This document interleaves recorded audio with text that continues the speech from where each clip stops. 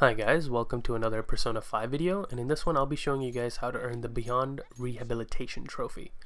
To earn this trophy you need to beat the Twin Wardens, Caroline and Justine. The duo put up an exceptionally tough and long fight against you on all difficulties, and on the hardest difficulty the fight could last anywhere from 40 to 70 minutes. The first thing I would suggest, regardless of the difficulty, is to fuse Yoshitsune of the Tower Arcana. In order to fuse this persona you'll need to get to rank 5 in the Strength Arcana. To fuse this persona, you'll need Shiki-Ouji, Arahabaki, Okuninushi, Yatagarasu, and Futsunushi. I have provided a link to a website that will show you all the persona fusion requirements, so please take a look to create the prerequisite personas in order to create Yoshitsune, and for later use for the Mask Collector trophy. Yoshitsune is an excellent choice for this battle, as he can repel, resist, and drain all types of damage when leveled up to the point where all his abilities are available. In order to even fight the twins, you'll need to be in New Game Plus. The earliest you can fight them is right after the first time you go to explore the depths of Mementos on May 18th. From then on, you can enter Mementos and fight the twins by talking with Justine, who will be to the left of the door. Keep in mind, the last date to fight the twins is on December 22nd, before the story finishes. As mentioned before, regardless of the difficulty, the fight is pretty tough and takes a long time to finish. My advice would be to lower the difficulty to make it less of a grind. I fought the twins on the hardest difficulty when my entire party was at level 70, and it was a disaster. So I ended up lowering the difficulty to safety mode to make the fight a lot shorter, by almost 50 minutes really. Also, unlike other battles where you can revive unlimited times on the safety difficulty, you cannot do that in this fight. This is a fair fight with no cheating allowed. I came back to the fight and my entire party was level 90 and above on the hardest difficulty, and beat the twins in one of the most grueling fights ever. It was a really long fight, and I really don't recommend it unless you really want to put yourself through that experience. Also, it doesn't matter what your party setup is, the twins can target all types of weaknesses. So the best advice is to rank up all your party member confidant ranks to max, so their personas evolve to their final form. This allows them to learn passive abilities that can evade or nullify their weaknesses, making this fight a lot easier. I really wanted to get footage of the battle, so I ended up fighting the twins when my party was at around level 65, and that was a huge mistake as they kept targeting my weaknesses. Thankfully, Yoshitsune was there for the rescue throughout the entire fight. All I tried to do in this fight is to use charge to get my attack up for Yoshitsune for its next attack, and use my teammates to debuff the twins and buff my teammates. Make sure to decrease their evasion so Yoshitsune's Hasutobi hits. It has a high chance of missing, and this move hits 7 to 8 times. Actually, it hits for 8 times, and this is the crux for this entire battle. This is my strategy for this entire battle, is to power up Yoshitsune, and then when he attacks, he deals about 1/4 of their health bar, damage 1/4 of their health bar, and that's what you're looking for. It's a really good move, and it hits both the twins at the same time, so I really recommend it for this fight.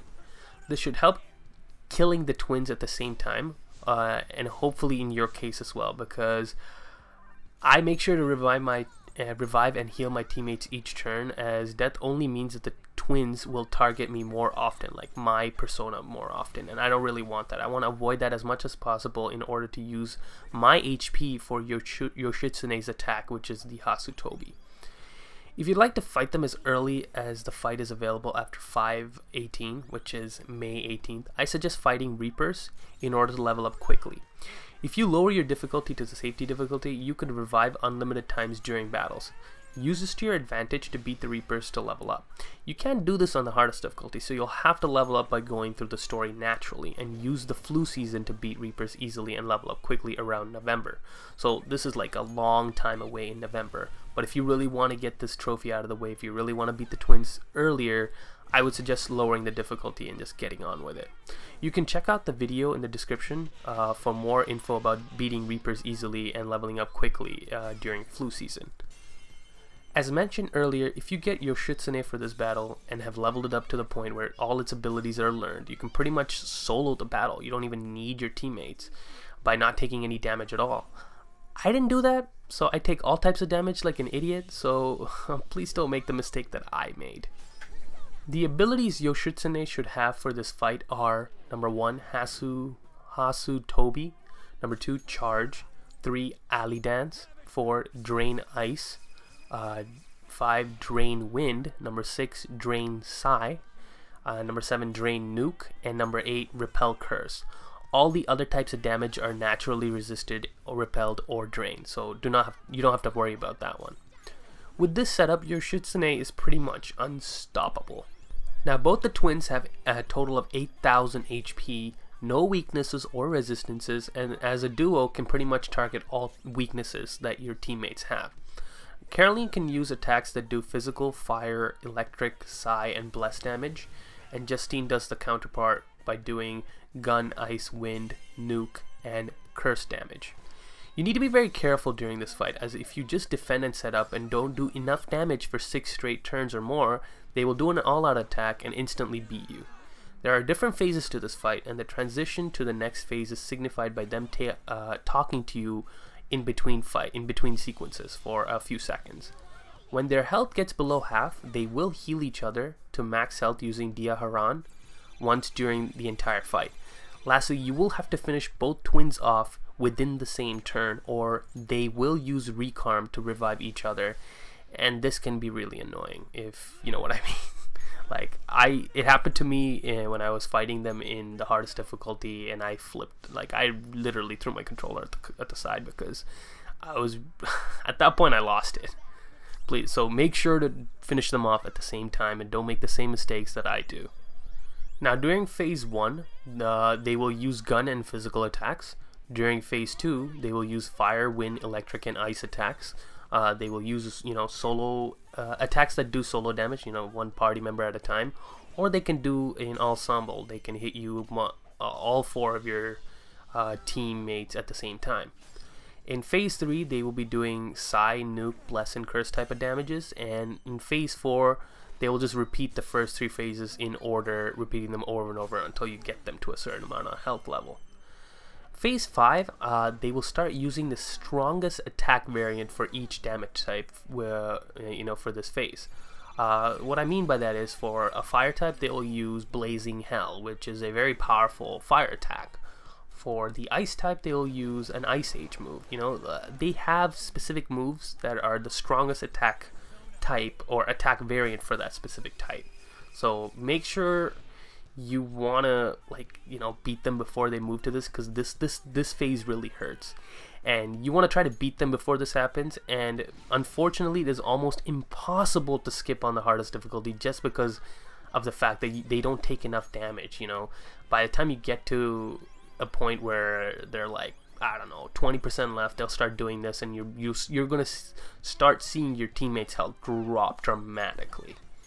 Also, the twins can use Dekunda and Dekaja anytime during the battle after a baton pass to nullify stat buffs for your team, and also nullify stat debuffs for themselves. It's pretty much pure evil at that point. But once you beat them, the trophy should unlock, along with a nice story-based cutscene showing the affection that the twins have for the protagonist. And that's pretty much it. Just enjoy the rest of the fight, and I'll see you guys at the end. Now, I really did not want to spoil any of the cutscenes or the story, so I am going to be refraining from showing the final cutscene.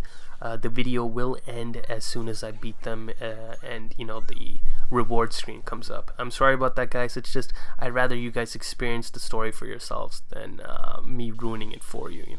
It's a very touching moment I don't want to say this is the most touching moment, but it's like a very affectionate moment that is shared between the protagonist and these 2 characters. So I'd rather you guys experience it yourself than me ruining it for you.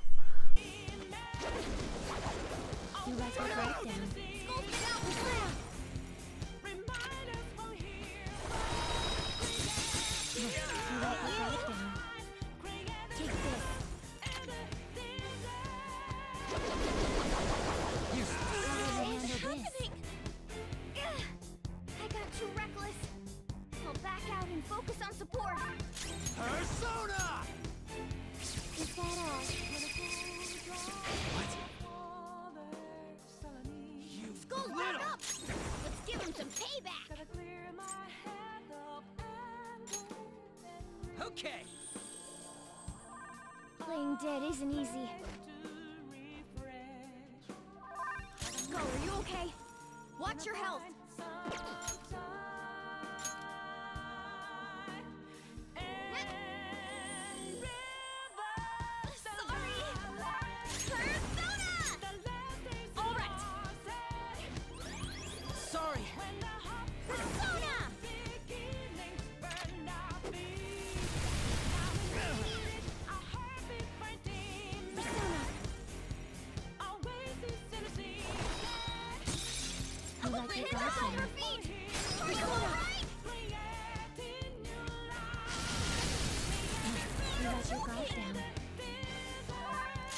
Let's go. All right. Persona! Yeah!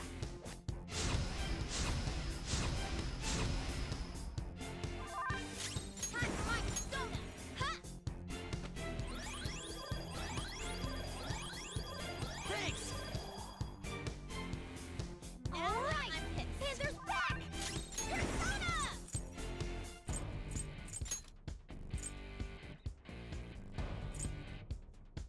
This one. How's it going? Yes, I may. Don't let us eat this. It's not what's never. This time could be my moment. Take this. If there's a mirage or a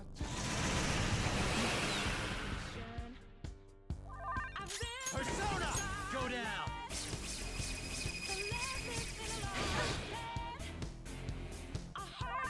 Flip him, Persona! Eat this! Well, that's pretty much it for this video. If you guys found this video helpful, a like goes a long way to help me out. Also consider subbing if you'd like to see more of my content. Your support is always greatly appreciated, guys. I'll see you guys on the next video. Take care. With this power,